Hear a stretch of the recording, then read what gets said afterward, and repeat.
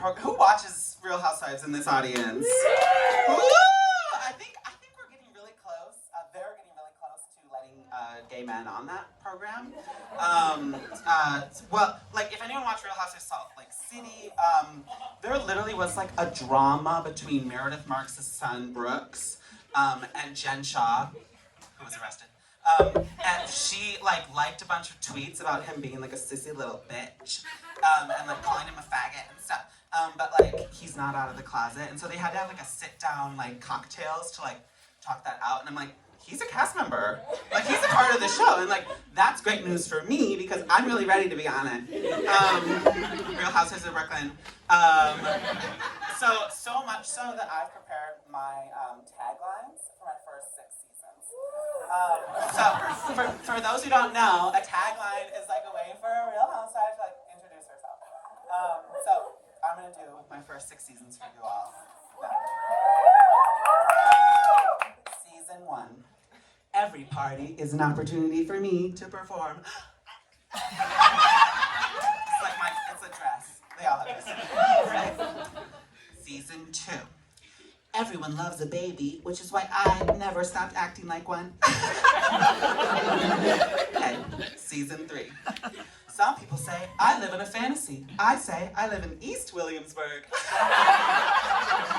Not a real place. Season 4. In this town, even the straight girls do poppers. They do. I've seen them do. I've seen you all do. Okay. Season 5. Some people say I'm a bitch, but I say people like me in Europe. I just got back from Ireland and people were so nice to me there. You guys should try it. Okay. Season 6, and I really think this will be my last season, and here's why. I never douche and it's always messy. Oh, whoops. Sorry. But so that's not my life right now. I have a loving partner of almost 5 years. I love him very much. We've reached like a really specific level of intimacy in that the other night, he started jerking me off with his mouth garden. You know, like the thing that when your boyfriend grinds his teeth at night, he just reached around and started going, no kissing, just reached around, started doing it.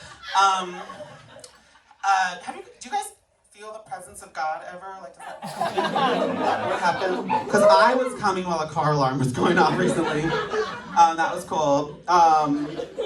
My partner and I sometimes we'll hook up with another couple. As we want to and often tend to want to do.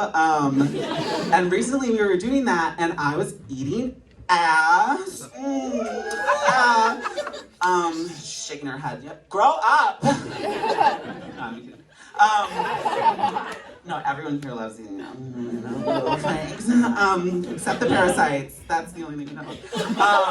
So I was eating ass and please, so right.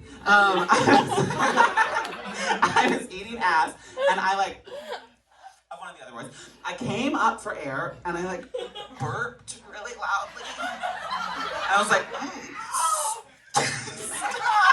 I was like, excuse me. Everyone looked around at me like, Darren, I was like, what do you say? Because compliments to the chef. Cooked up something good. Oh God. Yeah, but besides that, so my partner was recently shopping for candles online, and he asked me, he's like, what kind of candle do you like better? Do you like peony or lavender? And I was like, peony?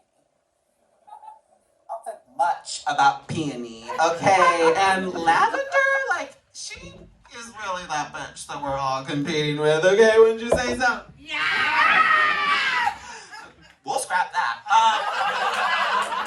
Thank you guys, this is really good. I come to my show for feedback. Okay. Calm down. gonna talk about something. It's been 4 months since we as a culture were introduced to Che Diaz. How are we doing? How are we surviving the cultural fallout, if you will? I mean, for comedians, it was kind of a big deal because Che, like, for people who don't know, like, Che Diaz, like, revolutionized, like, what a comedian could be, which is inspirational. You know, like, they really, like, inspired a whole crowd of people to, like, actually want to be there at that show and, like, actually want things for themselves. And, like, even Miranda, who's, like, such a, I mean, I hate her. But, like, she was inspired to, like, get digitally fucked in her friend's kitchen while that friend had to pee in a Snapple bottle. Like, that's incredible. And, like, I don't think I've inspired anyone to do anything, not in a long time. Ever since I started doing this, and I've never been inspired by a comedian. It's not what we do, but it's opened a lot of doors, I think. Wow. I always wanted to be a Broadway performer. Woo! Maybe someday. But I was recently at the Moulin Rouge on Broadway. I'm not gonna talk about the show. You guys should go see it. But I was leaving the show, and with my friend, we were talking about Madame Tussauds because we were walking by it, and we were talking about it, and I, like, let her know that there, like, are multiple Brad Pitts, like, in different Madame Tussauds around the world, and there were, like, multiple Timothée Chalamets, like, and she was like, something about that just doesn't sit right with me.